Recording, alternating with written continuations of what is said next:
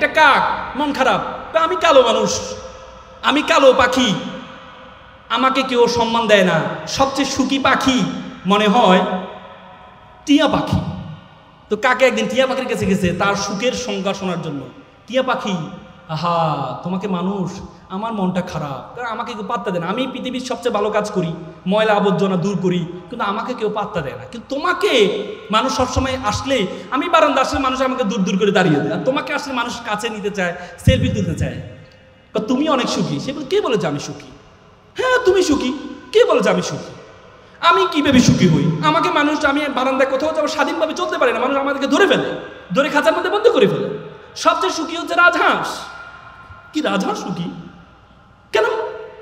রাজহাঁস দেখো কখনো বের হচ্ছে, কখনো আবার ঘরে যাচ্ছে, কত ভালো। কাক বলে তার রাজহাঁসের কাছে যায়, রাজহাঁস সাহেব শুনলাম আপনাকে খুবই সুখী। রাজহাঁস বলতেছে, বলছে হ্যাঁ আপনি সুখী তো, আপনি তেমন, আপনি দেখেন সকালে আপনাকে মালিকে ঘর থেকে বের করে দেয়, আপনি সারাদিন ধরে ঘুরেন, পুকুরে নামেন, ময়লা পুকুরে নামেন, নেমে পুকুর থেকে সারাদিন ঘুরে খেয়ে দিয়ে আবার পুকুরের উপরে উঠে একটা ঝাড়া দিয়ে আপনার সকল ময়লা ফেলে দেন। এরপর আপনার মালিক বিকেলে অপেক্ষা করে আপনি কখন ঘরে আসবেন, ঘরে আসার ঢুকার সময় খাবার দেয়, আপনি ঘরে ঢুকেন, রাতে ঘুমান, আবার সকালে বের হন। আপনার মতো সুখী তো কেউ নেই। সে বলছে আমি সুখী, আমি সুখী। কে বলেছে আমি সুখী? কে বলেছে আমি সুখী? সুখী তো সবচেয়ে বেশি সুখী ময়ূর। দেখো কত সুন্দর ময়ূর, তার সাথে মানুষ ছবি তোলে, তার সাথে সেলফি তোলে, কত সুন্দর দেখতে। কাক বলে যে ময়ূর সুখী। কাক গেল ময়ূর কাছে, ময়ূরকে দেখতে গেলেও চিড়িয়াখানা ঢুকতে হচ্ছে। সে বলে ওরে বাবারে, মানুষ টাকা দিয়ে তাকে টিকিট কেটে তাকে ঢুকতেছে, তার মানে তো সুখী সে। ময়ূরের কাছে গেলে, ময়ূর সাহেব আপনার তো অনেক সুখী। আমি সুখী? হ্যাঁ আপনি সুখী। সে দেখেন সবাই আপনার টাকা দিয়ে টিকিট কেটে এসে আপনার সাথে ছবি তুলে, আপনি তো সুখী। সে বলছে আমি সুখী, আমি সুখী। আমার তো কাছে মনে হয় তো তুমি সবচেয়ে বেশি সুখী। আমি সুখী? হ্যাঁ কাক, তুমি মানুষের জন্য কাজ করো, তুমি সমাজের ময়লাগুলো আবর্জনাগুলো পরিষ্কার করো, তুমি হচ্ছে সবচেয়ে স্বেচ্ছাসেবী পাখি, তুমি হচ্ছে সবচেয়ে সুখী। তোমার কোনো ঝামেলা নেই, তোমাকে কেউ আটক করছে না, তুমি স্বাধীনভাবে ঘুরে বেড়াও, মানুষের জন্য কাজ করে যাও, তোমার মধ্যে সবচেয়ে বেশি সুখী হচ্ছে তুমি। কাক তখন ভাবলো, আরে আসলে কথা তো আমি না সুখী, আমি না সুখী, আমি মানুষের জন্য কাজ করে যাই, মানুষের কাজ করে যাই, কিন্তু মানুষ কখনো আমার খাঁচার মধ্যে বন্দি করে না, খাঁচার মধ্যে বন্দি করে না, আমি অপরের জন্য কাজ করে যাই, অপরের সুখের জন্য কাজ করে যাই। তখন কাক সেদিন বুঝতে পারলো সে সবচেয়ে বড় সুখী। আজকে যারা তোমরা সুইসাইড অ্যাটেম্প নাও, যারা সুইসাইড অ্যাটেম্প নাও যে তুমি সুখী না, তুমি সুখী না, তোমরা সবসময় চিন্তা করো। জাপানে একটা বই আছে, তোমরা বইটা অবশ্য পড়েছ, ইংল্যান্ডের একজন নাগরিক, তিনি জাপানের লারা হার্ভে, তিনি জাপানে চাকরি সুবাদে ছিলেন, তিনি একটা বই লিখেছে, বইটা হচ্ছে কাইজান। সে কাইজান বইয়ে তিনি কিছু গুণের কথা বলছেন, জাপানিরা কেন সুখী। সেখানে একটি গুণের কথা বলছেন ইকিগাই। ইকিগাই মানে pursue what you can do the best, করো যেটি তুমি সবচেয়ে ভালো জানো, করো যেটি তুমি সবচেয়ে ভালো জানো। আর দ্বিতীয় আরেকটা বলছে পোমোডোরো। পোমোডোরো মানে compare, don't compare to other, অন্যের সাথে কখনো নিজেকে কম্পেয়ার করো না। আমরা অন্যের সাথে কম্পেয়ার করি। আল্লাহ রাসূলের জন্য বলেছে তুমি নিচের দিকে তাকাও, তাহলে তুমি কোনো হতাশ হবা না, যদি উপরের দিকে তাকাও তাহলে তুমি সবসময় হতাশ হবা। একটা বিল্ডিংয়ের 11 তলা একটা শিশু বারান্দা দিয়ে তাকিয়ে আছে, আর নিচে একটা রাস্তার শিশু সে খেলছে, কাদা দিয়ে খেলছে। উপরে নিচের শিশুটা চিন্তা করছে, ইস আমি যদি তার মতো নতুন পোশাক পরে 11 তলায় থাকতে পারতাম। আর উপরে শিশুটা বলছে, ইস আমি যদি তার মতো এভাবে স্বাধীনভাবে নিচে খেলতে পারতাম। তার মানে আমরা অন্যের দিকে তাকাই, তুমি কখনো অন্যের দিকে তাকাবা না, তাহলে তুমি কোনো সুখী হতে পারবা না, তুমি অন্যের সাথে কোনো তুলনা করবা না। আজকে আমেরিকার প্রধান কে? ট্রাম্প। ট্রাম্প কত বছর বয়সে প্রেসিডেন্ট হয়েছে বলো তো? 79 বছর বয়সে। আর বারাক ওবামা কত বছর বয়সে প্রেসিডেন্ট হয়েছে? বারাক ওবামা 50 বছর বয়সে 2 বার প্রেসিডেন্ট থেকে অবসর গ্রহণ করেছে। ট্রাম্প যদি চিন্তা করতো বারাক ওবামা পিচ্ছি একটা ছেলে প্রেসিডেন্ট হয়ে গেছে, আর আমি জীবনে কি করলাম, আমার এই জীবনটা রেখে কি লাভ, আমি কি করলাম? না, প্রত্যেকটা ফুল ফুটার আলাদা একটা সময় আছে, প্রত্যেকটা ফুল ফুটার আলাদা একটা সময় আছে। তোমাকে সে পর্যন্ত অপেক্ষা করতে হবে। যদি সেই পর্যন্ত তুমি অপেক্ষা করতে পারো, তাহলে তুমি দেখবা আল্লাহ তাআলা তোমাকে অনর্থক সৃষ্টি করেননি। এজন্য এখানে যারা শিক্ষার্থী আছে, নবীন শিক্ষার্থী যারা আছে, সফলতার জন্য জীবনের সবচেয়ে বড় তোমাদের পিছু টান আছে, তোমাদের পায়ে একটা শিকল লাগানো আছে। একবার একটা বাবা একটা ছেলে চিড়িয়াখানা গেল, চিড়িয়াখানা যাওয়ার পরে দেখলো একটা হাতি, বড় হাতি, তার পায়ে একটা শিকল লাগানো আছে। ছোট ছোট হাতি তার পায়ে শিকল লাগানো আছে। ছোট ছোট হাতিগুলো শিকলটা ছেঁড়ার চেষ্টা করছে, আর বড় হাতিটা স্তব্ধ হয়ে দাঁড়িয়ে আছে। শিশু চিন্তা করলো, বড় হাতিটা যদি টান দেয় তাহলে শিকলটা ছেঁড়ার কথা, কিন্তু বড় হাতিটা দাঁড়িয়ে আছে কেন? তখন বাবাকে জিজ্ঞেস করলো, বাবা বললো তাহলে এক কাজ করি, কেয়ারটেকারকে একটু জিজ্ঞেস করি। পরে কেয়ারটেকারকে জিজ্ঞেস করা হয়, আচ্ছা বলুন তো, এই যে ছোট ছোট হাতিটা শিকলটা ছাড়ার চেষ্টা করছে, কিন্তু বড় হাতিটা স্তব্ধ হয়ে দাঁড়িয়ে আছে, বড়টা টান দিলে তো ছিঁড়ে যায়। তখন কেয়ারটেকার বললো, দেখেন এই বড় বড় হাতিগুলো যখন ছোট ছিল তার পায়ে শিকলটা লাগানো হয়েছিল, তখন সে এই ছোট ছোট হাতির মতো চেষ্টা করেছিল ছেঁড়ার জন্য, তখন সে পারেনি। তার মাথার মধ্যে সেট হয়ে আছে, তখন যেহেতু পারিনি, এখন আমার দ্বারা আর পারা সম্ভব না। তোমাদের মাথার মধ্যে সে শিকল লাগানো আছে যে তোমার বড় বোন চেষ্টা করেছে বড় জায়গা অক্সফোর্ডে যাওয়ার, বড় বোন চেষ্টা করেছে ঢাকা বিশ্ববিদ্যালয়ের শিক্ষক হওয়ার, বড় বোন চেষ্টা করেছে বিসিএস ক্যাডার হওয়ার, সে হতে পারেনি। তো সুতরাং তুমিও পারবা না, তোমার মাথার মধ্যে সেট হয়ে আছে, সেটা থেকে বের হয়ে আসতে হবে।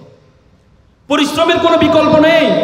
মনে রাখবা, পরিশ্রম তার পারিশ্রমিককে কখনো খালি হাতে ফেরায় না, কখনো না। তুমি পরিশ্রম কর, পৃথিবীর সবচেয়ে বড় সংজ্ঞা। পরিশ্রমের কোনো বিকল্প নেই। একটা এক্সাম্পল তোমাদেরকে দিই। একবার একটা অঞ্চলে তারা চিন্তা করলো একটা মন্দির বানাবে। তো মন্দিরের জন্য কি লাগে? মূর্তি লাগে।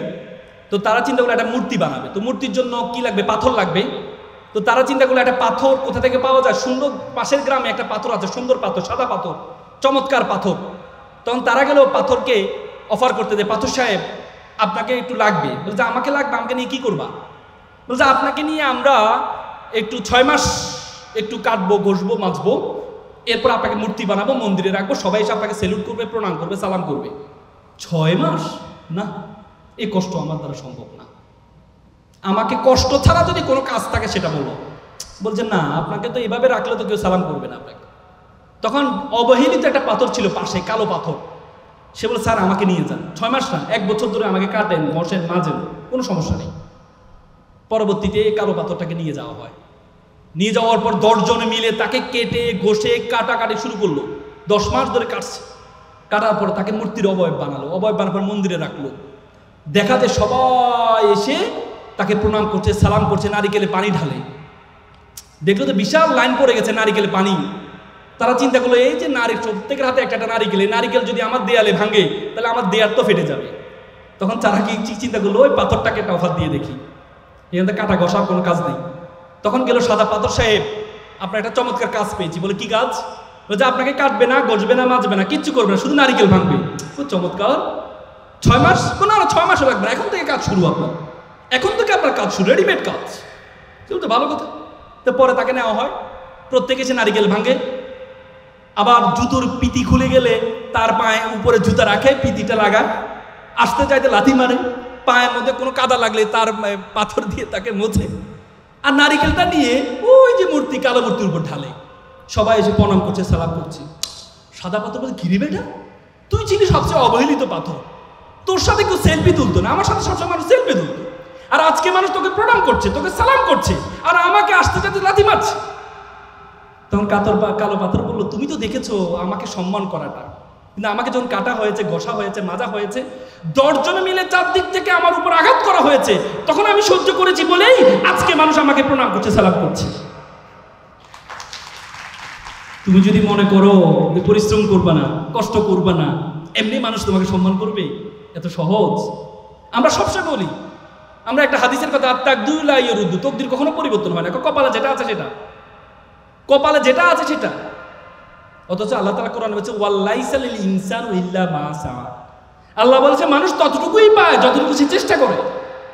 এবং আল্লাহ তাআলা কোরআন আরেকটা আয়াতে বলেছে, ইন্নাল্লাহা লা ইউগাইয়িরু বিকাওমি হাত্তা ইউগাইয়িরু বিআনফুসিহিম। আল্লাহ কোনো জাতির ভাগ্য পরিবর্তন করে না যতক্ষণ পর্যন্ত ওই জাতি এবং ওই ব্যক্তি নিজের ভাগ্য পরিবর্তন করার চেষ্টা না করে। আর তুমি মনে করো চেষ্টা করবা না, এমনিই তুমি সফল হয়ে যাবা, তোমাকে মানুষ সালাম করবে, প্রণাম করবে না, এমনি করবে না, তোমাকে এমনি কখনো করবে না। তোমরা মাইক্রোসফটের প্রতিষ্ঠাতা নাম কি বলো তো? Bill Gates. বিল গেটসের কয়েকদিন আগে আমি একটা বই পড়লাম, বইয়ের নাম ছিল road ahead.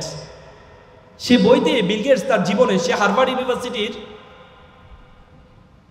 Drop out student ছিলেন, সে হার্ভার্ড ইউনিভার্সিটির। সে তার বইয়ে একটা গল্প লিখেছে। তার মা ছিল মেরি ম্যাক্সওয়েল গেটস।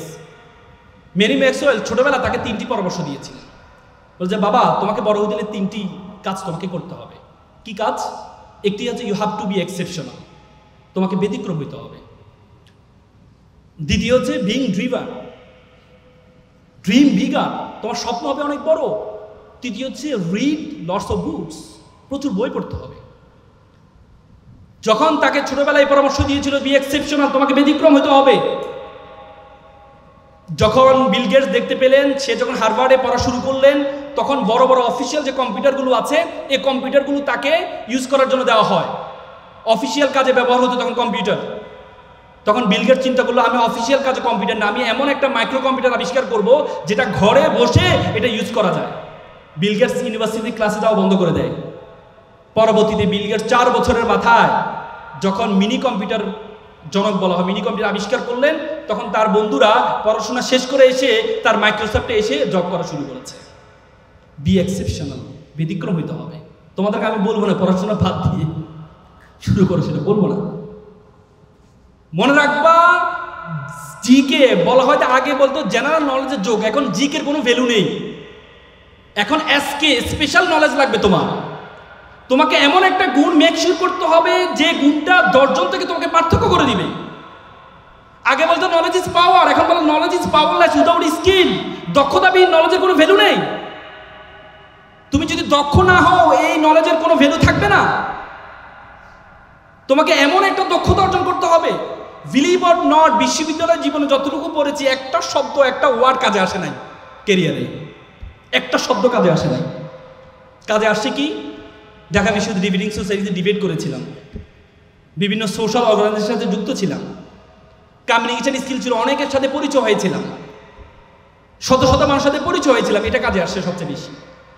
এই জন্য তোমাদেরকে বললো, তোমাদেরকে সবচেয়ে গুরুত্বপূর্ণ দক্ষতাগুলো অর্জন করতে হবে ফার্স্ট ইয়ার থেকে। বলে না, যার টাকা আছে সে টাকা উড়ায়, তার অনেক টাকা এই জন্য উড়ায়, আর যার সময় আছে সে সময় উড়ায়। তোমাদের সবচেয়ে বেশি আছে হচ্ছে তোমাদের সময়, আর তোমরা সেটাকে উড়াও, টাকার মতো উড়াও, তাহলে কখনো বড় হতে পারবা না। এজন্য ফার্স্ট ইয়ার থেকে বিভিন্ন ডিবেটিং ক্লাবের সাথে পৃথিবীতে যত স্কিল আছে, speaking skill is the finest, most final skill, all over the skill. Speaking skill, কথা বলার দক্ষতা সবচেয়ে গুরুত্বপূর্ণ। মানুষকে ইমপ্রেস করার গুরুত্বপূর্ণ সবচেয়ে বেশি। আমরা দেখবা যে হচ্ছে মানুষকে দেখবা, একটা মানুষ তোমাকে নিয়ে, তুমি যখন একটা মানুষের সাথে প্রথম পরিচয় হবা, 4টা জিনিস মনে রাখবা। আমরা কি করি? মানুষের সাথে প্রথম পরিচয় হলে প্রথম হ্যান্ডশেক করেন, ভাইয়া আমি মামুন, ভাইয়া। তুমি যখন এভাবে হে হে করা দেয়, বুঝে যায় তোমার ওয়েট কতটুকু আছে। তুমি যদি বলে, ভাইয়া আমি মামুন, আমি ঢাকা বিশ্ববিদ্যালয়ের প্রথম বর্ষে পড়ি, ভাইয়া, শুরু করলাম। আর তুমি যদি ভাইয়া আমি মামুন, হে ভালো আছেন ভাইয়া, তখন যার সাথে কথা বলে সে বুঝে যাবে তোমার ওয়েট কতটুকু। দ্বিতীয় হচ্ছে, আমাদের একটা স্বভাব আছে, আমরা দ্বিতীয় মানুষকে সবসময় বদনাম করার চেষ্টা করি, যে ভাইয়া ছবিতে তো আপনাকে অনেক সুন্দর লাগে, বাস্তবে তো আপনি এত সুন্দর না। তাহলে এই ভাই কি তোমার সাথে কথা বলবে? বলবে? হ্যাঁ ভাইয়া, আপনার তো ছবিতে অনেক, আপনার আজকে চুলটা ভালো লাগছে না, আজকে কালো কালো লাগছে আপনাকে, বলি কিনা আমরা, বলো। অথচ তোমাকে প্রথম কথা বলতে হবে যে ভাইয়া ছবি থেকে বাস্তবে আপনি অনেক সুন্দর। এটা যখন বলবে ভাইয়া, তখন একটু একটু বুঝো না, একটু কি, হ্যাঁ শোনো, পৃথিবীতে প্রশংসা পছন্দ করে না এমন কোন মানুষ আছে? আল্লাহ প্রশংসা পছন্দ করে। আল্লাহ আমাদেরকে সৃষ্টি করেছেন, কিন্তু প্রত্যেক নামাজের শুরুতে আমাদের আলহামদুলিল্লাহ রাব্বিল আলামিন আর রহমান, তুমি সকল প্রশংসা একমাত্র আল্লাহর, যিনি এটা তৈরি করেছেন, ওইটা তৈরি করেছেন, যিনি আমাদের তৈরি করেছেন। প্রত্যেক নামাজের শুরুতে যদি সূরা ফাতিহা না পড়ো, তাহলে নামাজে হবে না তোমার। তার মানে কি? আল্লাহ জানে আমাদেরকে সৃষ্টি করেছেন, তারপরে প্রত্যেক নামাজের শুরুতে আল্লাহ বলে প্রশংসা করো, প্রশংসা করো, প্রশংসা করো। আমাদের আপা, ওই যিনি চলে গেলেন, আমার মনে আছে 2015 সালে চিনমতি সম্মেলন কাজে অটিজম দিবস, পুতুল, ওনার মেয়ে পুতুলের অটিজম দিবস উপলক্ষে একটা প্রোগ্রাম হচ্ছিল, সেখানে 100টা যুব সংগঠনকে ইনভাইট করেছে। তা আমি একটা সংগঠন পরিচালনা করতাম, আমাকেও ইনভাইট করেছিল। তো ইনভাইট করার পরে যেহেতু আমি তখন 2 জনকে কথা বলার সুযোগ দিলেন যারা কথা বলতে পারেন, তার মধ্যে আমাকে কথা বলার সুযোগ দিলেন। তা আমি স্টেজে তখন দাঁড়াইলাম কথা বলার জন্য, তখন আপা এসে উপস্থিত। আপা আসার পরে কেউ কি আমার দিকে তাকানোর সুযোগ আছে? সবাই আপা আপা মানে স্লোগান উপর স্লোগান, স্লোগান উপর স্লোগান। আমি আর কি করবো, আপারে কীভাবে? তখন আমি বললাম যে মাননীয় প্রধানমন্ত্রী, কার একটা হাওয়া তো মারতেন না, আমার কথা তো সে শুনবে না। ছোটবেলা আমি একটা কবিতা পড়েছিলাম, চাঁদ নয় সূর্য নয়, নয় তুমি পাহাড়ি ঝর্ণা, যদি বলি ফুল তাহলে হবে ফুল, তুমি তোমার তুলনা। আজকে এখানে এসে বলতে ইচ্ছে করছে, চাঁদ নয় সূর্য নয়, নয় আপনি পাহাড়ি ঝর্ণা, যদি বলি ফুল তাহলে হবে ফুল। আপা আপনি আপনার তুলনা, আপনি আপনার তুলনা। আপা তো পাইছে, আপা এবার আমার দিকে তাকাইয়া এভাবে রয়েছে। আমি বললাম আপা আমি আরেকটি কবিতা পড়েছিলাম, তুমি যে জিনিস জানতে কেন এত ভালো লাগে তোমাকে, আমি বহুবার উত্তর খুঁজেছি, তার উত্তর এখনো পর্যন্ত খুঁজে পাই না, কেন বেশি এত ভালো লাগে আপনাকে? আপা তো পুরো 4 মিনিট আমি কথা বললাম, 4 মিনিট এমনি রয়েছে। তো এমনি রসার পর শেষ করার পর আমাকে ডাকলো। আমি বললাম আপা আমি আপনার ইউনিভার্সিটি। তুমি ঢাকা ইউনিভার্সিটি? জি জি আপা, হ্যাঁ খুব গুড। আমি যদি পলিটিক্স করতাম, ওই ছবিটা উনি যে আমার মাথায় হাত ধরে ছবিটা দিয়ে আপার সবচেয়ে আস্থাভাজন এই সেই বলে কি অবস্থা হইতো বলেন তো? ওই সময় অবস্থা হইতো, আর এখন কি অবস্থা হইতো? গণনা হ্যাজ বিন গুড। তখন কি হতো আর এখন কি হতো? যাক কপাল, বাঁচাইছে আল্লাহ। এবং ওই ছবিটা আমার এখনো সংরক্ষণ আছে, আমি কখনো পাবলিশ করিনি, পাবলিশ করলে বিপদ হইতো। আপনাদেরকে যেটি বললাম সেটি হচ্ছে, প্রথম যখন আপনি তখন বললেন যে ভাইয়া আপনি তো বাস্তবিক তো অনেক সুন্দর, এই ছবি থেকে আপনি বাস্তবে অনেক সুন্দর, তারপর ভাইয়া তোমার কিন্তু একটা আগ্রহ তৈরি হবে। তুমি যদি আবার তৃতীয়তে আসি, যদি তখন কি করবা? তখন বলছে ভাইয়া তার সম্বন্ধে তোমার একটু ধারণা নিতে হবে। যেমন একটু আগে স্পিচ দিল তালহা ভাই, উনি যে নরওয়ে থেকে আসছে। তুমি যদি ভাইয়া আমেরিকা কিন্তু খুব সুন্দর দেশ, আমি কিন্তু আমেরিকা যাবো ভাইয়া, তো উনি বলতো কি বলতো, তুই যা আমেরিকা, আমার কি? সে যদি বলতো নরওয়ে যাবো, তখন না বলতো যে না, বলতো আমেরিকা যাবো, তো যা আমেরিকা।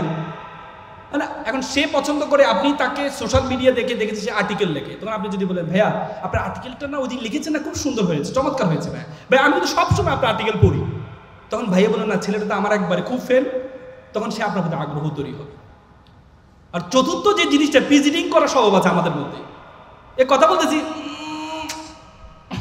উকুন এটা বের করে নিয়েছিলেন আপনি, নাকে মুখে হাত দিই না আমরা, হ্যাঁ এই পিজিটিংটা এটা করা যাবে, তোতলানো যাবে না। যখন মানুষের সাথে আপনি করবেন তখন চমৎকার করে সুন্দর করে তাকে আপনি কি করতে হবে, ইমপ্রেস করতে হবে, দেখবেন তখন সে আপনার ফ্যান হয়ে যাবে। এটা খুব গুরুত্বপূর্ণ। আপনি কোথাও যাবেন, ভাইবা দিতে যাবেন, যেখানে যাবেন, আপনার প্রথম কথা শুনে বুঝতে পারবে যে আপনার ওয়েট কতটুকু আছে। দ্বিতীয় হচ্ছে স্পিকিং স্কিলের মধ্যে সবচেয়ে বেশি গুরুত্বপূর্ণ, সেটি হচ্ছে আঞ্চলিকতা দূর করতে হবে। আঞ্চলিকতা দূর করতে হবে। আমরা এখানে বিভিন্ন এলাকা থেকে আমরা আসি, কেউ নোয়াখালী থেকে, কেউ সিলেট থেকে, চট্টগ্রাম থেকে, বাসার মৃত্যু হয়েছে, অনেক জায়গায় আহত হয়েছে সিলেটে গিয়ে, বলি না, হ্যাঁ ব্রাহ্মণবাড়িয়া থেকে আসছেন, ওনারা তো আবার লাঠি ছোড়া তারা কিছু বুঝেন না, ঠিক আছে, হাত থাকতে মুখ কিরে, ওনারা বলে যে হাত থাকতে। আমি গত শুক্রবারে রায়পুরে গিয়েছিলাম, যাওয়ার সময় আমার ড্রাইভার সহ সবাইকে বলতেছে, ড্রাইভারকে একজন আমার সাথে নরসিং দিয়ে উঠেছে, ভাই কোনো কথা বলবেন না, টমক দিয়ে না, ওরা কিন্তু মুখের আগে কথা চলে, হাত চলে, মানে এই যে অটোগুলো সামনে যাবে, গাড়ি কোনো হর্ন দিতে পারবে না, হর্ন দিলে গালি একটা দিয়ে দিবে, মানে তারা সাহসী। কিন্তু তারা যত বেশি সাহসী, তারা অবদানও রেখেছে। এবার নতুন বাংলাদেশের সবচেয়ে বেশি ইফেক্টিভ ছিল কি, কারাগারে আক্রমণ, নাকি? হ্যাঁ, মাস্টারদা সূর্য সেনকে যদি ব্রিটিশের অস্ত্রাগার লুটের জন্য আজীবন মানুষ স্মরণ করে, নরসিংদীর মানুষকে এই কি বলে আজীবন মানুষ স্মরণ করবে কিসের জন্য? এই কারাগার আক্রমণের জন্য। না এটা নরসিংদী, রায়পুর হচ্ছে নরসিংদী, আপনার হচ্ছে ব্রাহ্মণবাড়িয়া পাশাপাশি। এই জন্য আপনাদেরকে বলি, কথা আঞ্চলিকতা দূর করতে হবে। আমার মনে আছে আমরা একবার সাবেক অর্থমন্ত্রী সাইফুর রহমানকে একটা ইনভাইট করতে গিয়েছিলাম একটা প্রোগ্রামের জন্য। তো সাইফুর রহমান সাহেবের কাছে যাওয়ার পর আমরা একটু সুটেড বুটেড হয়ে গিয়েছি একটা প্রোগ্রামের জন্য, বললাম যে স্যার আমরা আসছি। তো উনি বললো তোমরা এক কাজ করো, তোমরা সোয়েটার পরে আসো। আমরা ভাবলাম স্যার মনে স্যুট টুট পছন্দ করেন না। তো পরে আমরা নীলক্ষেত গেলাম, নীলক্ষেত দিয়ে সোয়েটার কিনলাম, সোয়েটার কিনে সোয়েটার পরে গেলাম। এই তোমাদেরকে বললাম না সোয়েটার পরে আসছে, তোমরা এখন কেন আসলে? পরে বুঝতে পারলাম 6টার পরে যেতে বলছে। আমার মনে আছে রাজশাহীতে একটা প্রোগ্রাম করছিলাম, চাঁপাইনবাবগঞ্জে একটা স্কুলে কর্মশালা করছিলাম, প্রায় 2 ঘন্টা ধরে আমি স্পিচ দিচ্ছিলাম। পিছন থেকে একজন মেয়ে উঠে বললো, স্যার আমার একটা কথা আছে। আমি বললাম, ভাইয়া তুমি আমাকে স্যার ডাকলে কেন? ভাই আপনি মাইন্ড করেছেন, আমাদের এলাকায় না ভাইয়াকে সম্মান করে স্যার ডাকে। ভাইয়াকে সম্মান করে স্যার ডাকে। পরে নামাজ একটা ছেলে আমাকে, ভাইয়া আমাকে একটা SMS করেন তো। একটু পরে নামাজ পড়তে পরে আস্তাগফিরুল্লাহ সুবহানাকা আল্লাহুম্মা। পরে বুঝতে পারলাম, মানে have you any problem the local language to create the problem all kinds of languages. যদি আপনার লোকাল ল্যাঙ্গুয়েজ, জি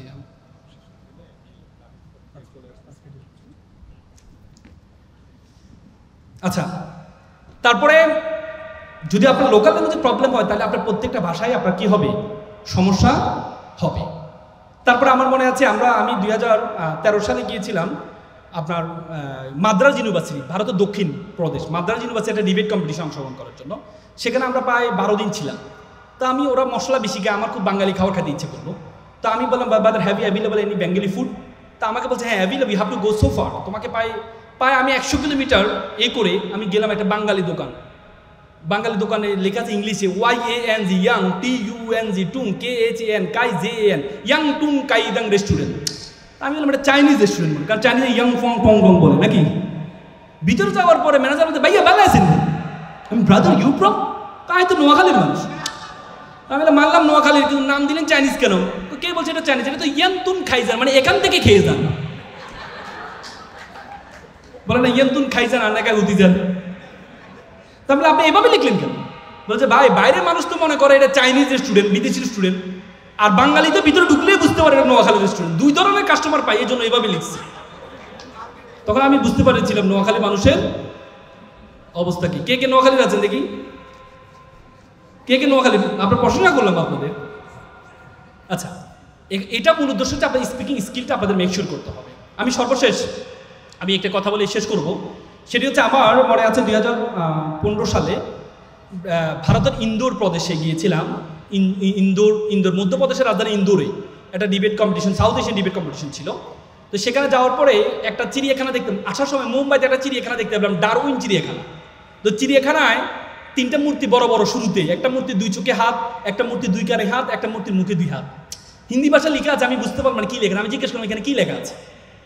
তো তারা বলে এখানে লেখা আছে 2 চোখে হাত মানে আমি খারাপ কিছু দেখবো না, মুখে 2 হাত মানে আমি খারাপ কিছু বলবো না, আর কানে 2 হাত মানে আমি খারাপ কিছু শুনবো না। আমার খুব দাগ কেটেছে। দেখো, তুমি যদি খারাপ কিছু না দেখো, তুমি কখনো খারাপ কিছু মানুষকে বলবাও না, আর তুমি যদি খারাপ কিছু না বলো, তুমি খারাপ কিছু শুনবাও না। দ্বিতীয়ত দেখলাম একটা বানর ধরার প্রক্রিয়া দেখাচ্ছে। একটা খাঁচার মধ্যে কিছু বাদাম রাখা হয়েছে, একটা ছিদ্র রাখা হয়েছে। বানর আবার বাদাম খুব পছন্দ করে, সে বাদামটা পছন্দ করে, সে বাদামটা নেওয়ার জন্য হাতটা ভিতরে নেয়। হাতটা নেওয়ার পরে সে হাতটা আর বের করতে পারে না। কেন বের করতে পারে না বলো তো? কারণ বাদাম নিলে হাতটা বড় হয়ে যায়, পরবর্তী সে ধরা খেয়ে যায়। সে চাইলে এখান থেকে মুক্তি হতে পারে, কিভাবে বলো তো? বাদামটা ছেড়ে দিলে। কিন্তু সে বাদামের লালসা ছাড়তে পারে না। আমাদের লাইফে অনেক বাদাম আছে। আড্ডা is a one kinds of বাদাম, gaming is a one kinds of বাদাম, Facebook is a one kinds of বাদাম, serial is a one kinds of বাদাম। এই বাদামের লালসা যদি তুমি না ছাড়তে পারো, তাহলে তুমি বানরের মতো খাঁচার মধ্যে বন্দী হয়ে যাবে। এপিজে আব্দুল কালাম বলেছেন, প্রজাপতির পিছনে ঘুরিও না, ফুলের চাষ করো, প্রজাপতি তোমার পিছনে ঘুরবে। প্রজাপতির পিছনে ঘোরা দরকার নাই, ফুলের চাষ করো, দেখবে যে প্রজাপতি তোমার পিছনে ঘুরবে। তোমরা জানো দাবানল একটা অঞ্চলে দাবানল হচ্ছিল। দাবানল হওয়ার পরে সকল প্রাণী, আগুন লেগেছে, সকল প্রাণী চলে আসছে, দাবানল থেকে চলে আসছে। তখন হাতি দেখলো, হাতি নীতিতে সবাই চলে আসে। হাতি দেখলো তার মাথার উপর একটা ছোট্ট একটা পাখি হামিংবার্ড একবার এদিকে যায়, একবার এদিকে আসে। সে তাকে ধরলো, এই তুই কই যাস? সে ওস্তাদ ক্ষমা করবেন, আমি নদীতে যাচ্ছি, নদীতে নিয়ে একটু পানি নিয়ে এই দাবানলে নিক্ষেপ করছি। বলছে তোর পানি দিয়ে কি হবে? বলছে ওস্তাদ আমি জানি কিছুই হবে না, কিন্তু এই মাতৃভূমিতে আমি জন্মগ্রহণ করেছি, এই মাতৃভূমিতে আমার মা বাবা জন্মগ্রহণ করেছে, এই মাতৃভূমিতে আমি খেলেছি, আমার মা বাবা খেলেছে। এই মাতৃভূমি জ্বলে যাচ্ছে, আমি কি সেটা সহ্য করতে পারি?